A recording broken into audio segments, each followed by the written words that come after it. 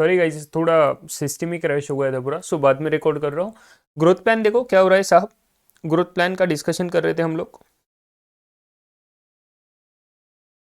हाँ, अभी growth plan में काफ़ी इजी है।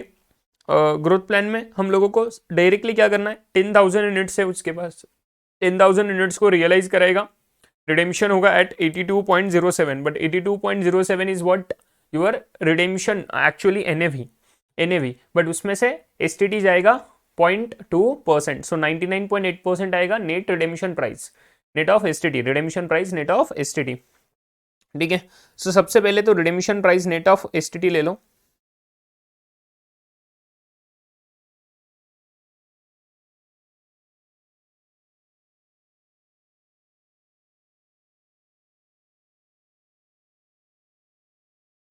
Eighty two point zero seven था ना, इंटू पॉइंट 98 पॉइंट, सॉरी 99.8%। ठीक है, 0.2 बोला तो यही गड़बड़ हो जाता है कभी कभी, सो इसलिए प्रॉपरली थोड़ा करना। ठीक है, 81.91 राउंड ऑफ कर रहा हूँ अप टू 2 डेसिमल्स, नीचे हमें नोट देना है, ठीक है ना, याद है ना। चलो, सब रिडेम्पशन प्राइस हो गया net of STT. Now redemption value, so redemption value कितना आएगा, और एंडिंग वैल्यू हम लोग बोलते हैं ना इसको,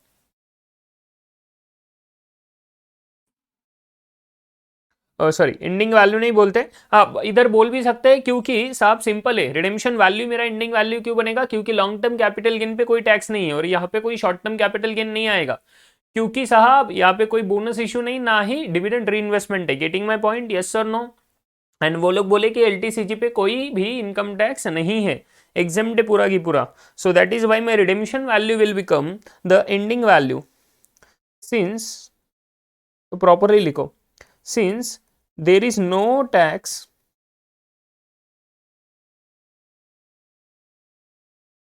on long term capital gain,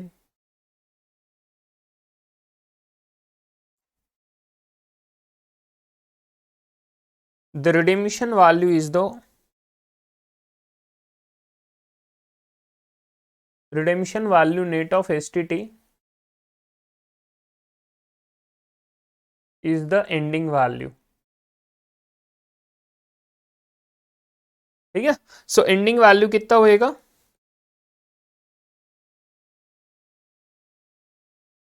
ending value क्या होगा, 81.91 into 10,000 units.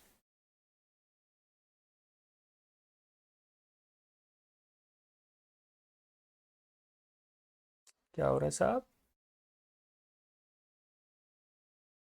Early morning record कर रहा हूँ, सो थोड़ा हैंड राइटिंग अभी जल्दी जल्दी ठंडे में थोड़ा ये हो रहा है, ध्यान रखो। 10,000 इंटू 81.91 दैट इज 8,19,100 आएगा अप्रोक्सीमेटली। ये सब अप्रोक्सीमेट चल रहा है, क्योंकि हम लोग क्या किए, 81.95 था ना, 9058, तो उसको राउंड ऑफ करे, so that's why round of के हिसाब से कैलकुलेशन लेना, कोई दिक्कत नहीं है। ठीक है, सो annual rate of return,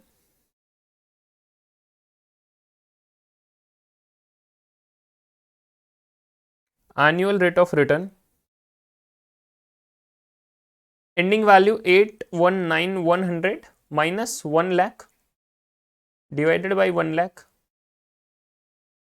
into 100 into 1/10.33।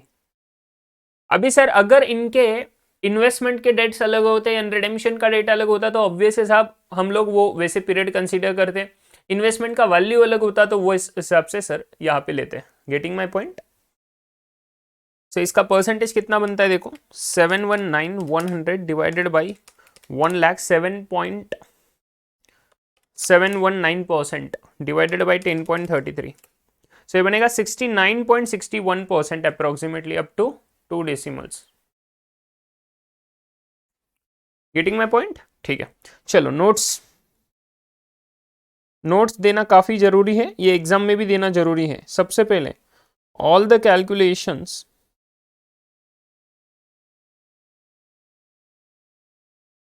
Are up are rounded off up to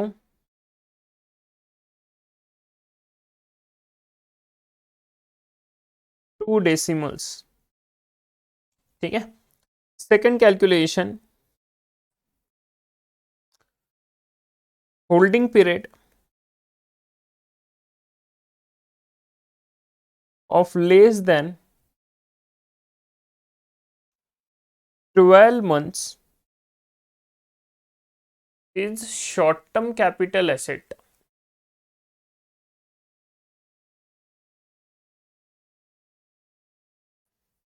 Since the equity oriented mutual funds,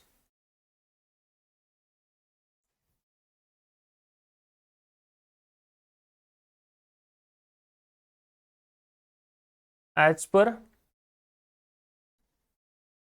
relevant provision, यहाँ पे सेक्शन नंबर वगैरह मत देना, relevant provision of income tax act 1961, इतना तो दे सकते हो, बोल सकते हो. देन थर्ड वाला point, STT is not allowed on, वो एसटीटी का लिखने का जरूरत है क्या साहब? लिख देते हैं. एक एक काफी इंपॉर्टेंट चीज है, STT is not allowed as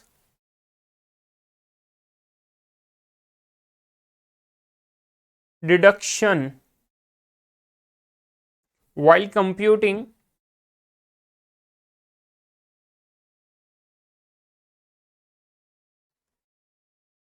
capital gains.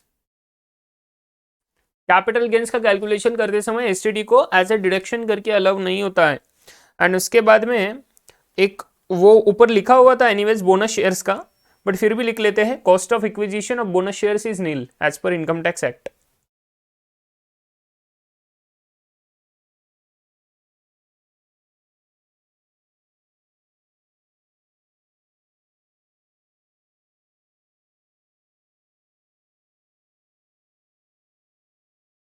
as per relevant provisions of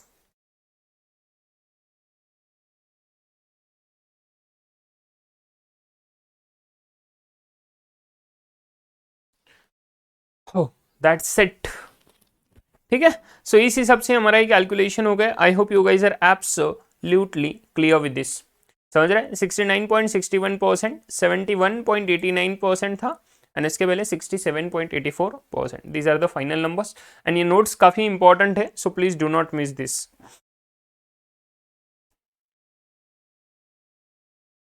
important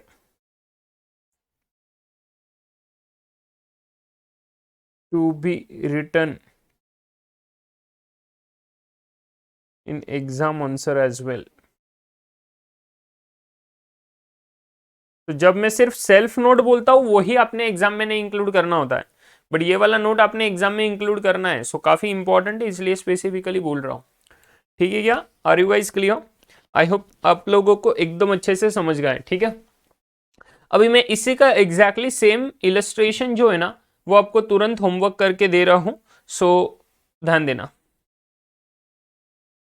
yes, so guys illustration number 27 and 28, ये दो इलस्ट्रेशंस है जो इसी के एग्जैक्टली कॉन्सेप्ट के ऊपर है. एक्चुअली 27 नंबर का इस लिटिल थोड़ा एक एक्स्ट्रा इंफॉर्मेशन दिया. 28 is absolutely exactly same to this example.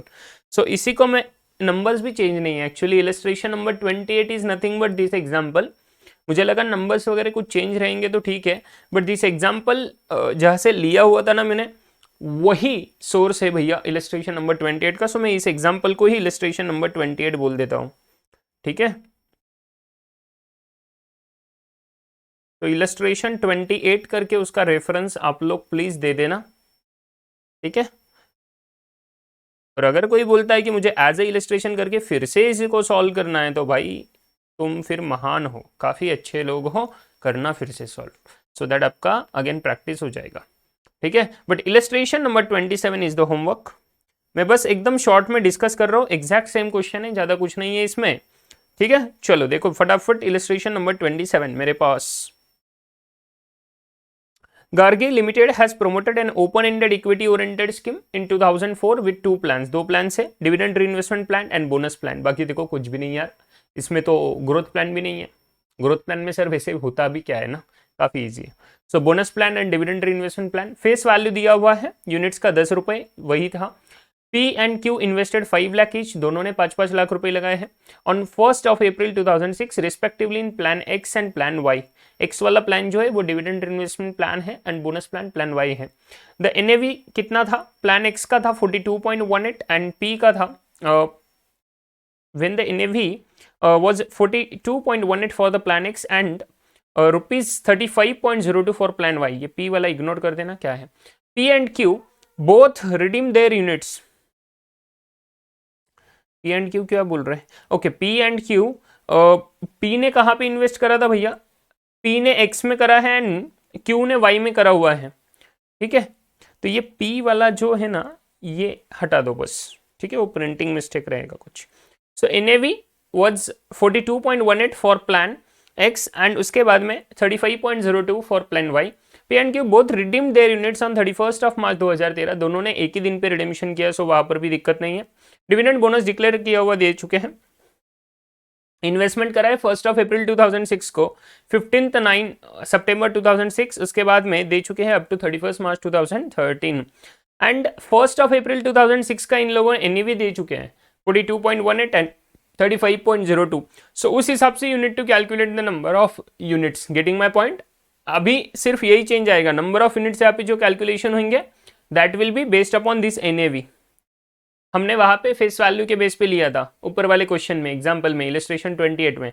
यहाँ पे वो नहीं चलेगा क्योंकि यहाँ पे NAV दे चुके हैं। सो नंबर ऑफ यूनिट्स आपका अलग होने वाला है। Even if total value of 5 lakh rupees is equivalent but the number of units will be different, क्योंकि 5 लाख डिवाइडेड बाय 42.18 आएगा किसके लिए, एक्स के लिए, प्लान एक्स के लिए, दैट इज पी के लिए, एंड 35.02 के हिसाब से ज्यादा यूनिट्स आएंगे, ठीक है, for plan Y that is Q के लिए, ठीक है। सो डिविडेंड बोनस डिक्लेयर कर चुके हैं ओवर द पीरियड एंड उसके बाद में सब बाकी तो कुछ चीजें नहीं है, सब दोनों प्लान्स का NAV दे चुके हैं हर एक डेट का।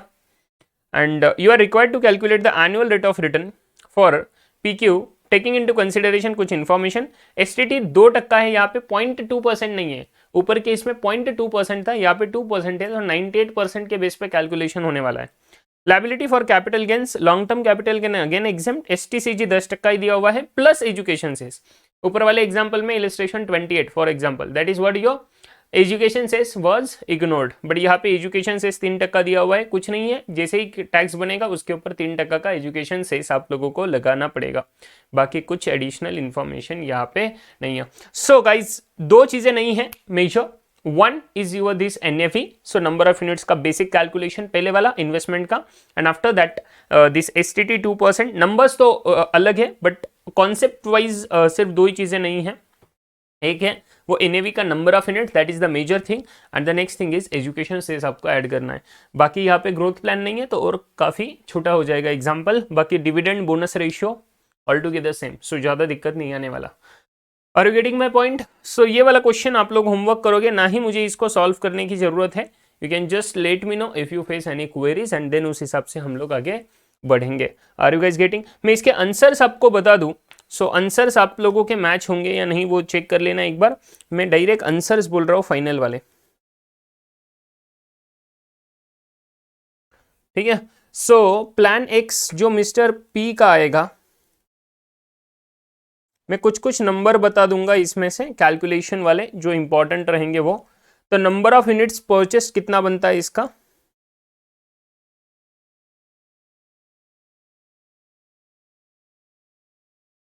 ये आना चाहिए 11,853.96।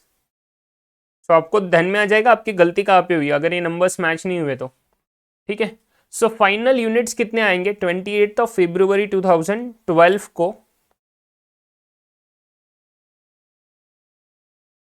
टोटल यूनिट्स ऑन 28 Feb 2012 को बनेंगे इसके 13,871.44,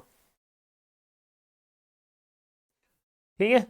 उसके बाद में रिडेम्पशन प्रोसीड्स में आप लोग ग्रॉस रिडेम्पशन लगा दोगे 98% लेके, STT निकाल दोगे, मतलब 2% STT निकाल के 98% वैल्यू बनेगा, बिगिनिंग वैल्यू लेस करोगे, टोटल रिटर्न डायरेक्टली आपका एनुअल रेट ऑफ रिटर्न बनेगा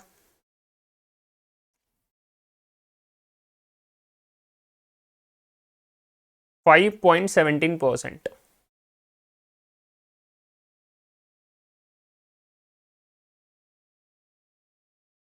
ठीक है। सो ये प्लान एक्स का हुआ नंबर, यही नंबर्स में प्लान वाई के भी दे देता हूँ आपको। शॉर्ट टर्म कैपिटल गेन वगैरह कुछ है क्या नहीं वो देख लेना एक बार।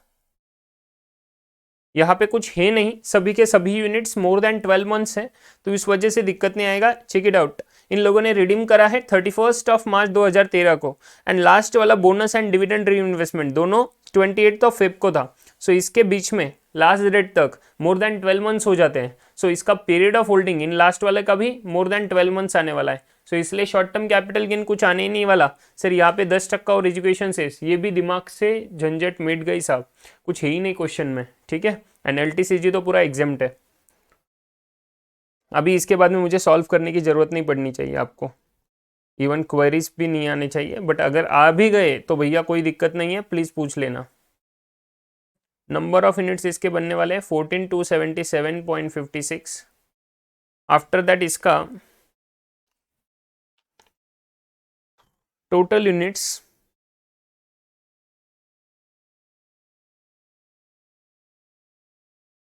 ऑन 28 फेब, एक्चुअली 28 फेब के जगह में 31 मार्च बोल दूं, बिकॉज वही नंबर रहने वाला है ना 31 मार्च पे। एक मिनट, लेट मी चेक। 2013 है, 12 नहीं, अभी मैं बोला 12 महीने के ऊपर है ना, गलती से 12 लिख दिया था। सो इसका टोटल यूनिट्स बनेगा 22,146.43, ठीक है। सो यहाँ पे कुछ आने वाला है क्या शॉर्ट टर्म कैपिटल गेन? यहाँ पर भी नहीं आने वाला है साहब, क्योंकि दोनों का holding period is more than 12 months, and इसका एनुअल रेट ऑफ रिटर्न बनने वाला है 6.86%। गेटिंग माई पॉइंट, ठीक है। सो काफ़ी इजी हो जाएगा ये क्वेश्चन सॉल्व करने के लिए, होमवर्क है। अभी ये सॉल्व कर भी लिया होगा, पूरा आंसर सबके पास में रहेगा, बाकी कुछ है नहीं इसमें। Illustration 27 is done.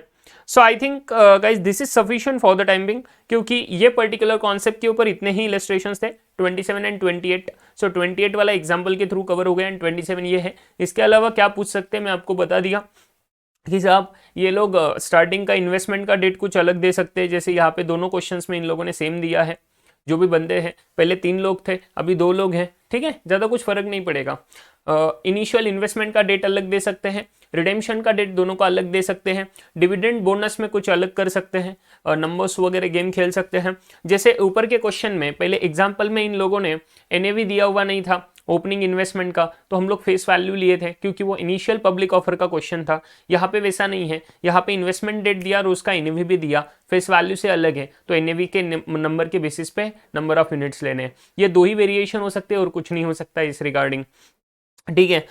एंड ऊपर के इसमें एसटीसीजी था, यहाँ पे एसटीसीजी नहीं है। ऊपर एजुकेशन सेस नहीं था, यहाँ पे सिर्फ एजुकेशन सेस है, बट सिंस एसटीसीजी है नहीं शॉर्ट टर्म कैपिटल गेन, तो एजुकेशन सेस का कोई रिलेवेंस नहीं बनता। गेटिंग माय पॉइंट, यस और नो?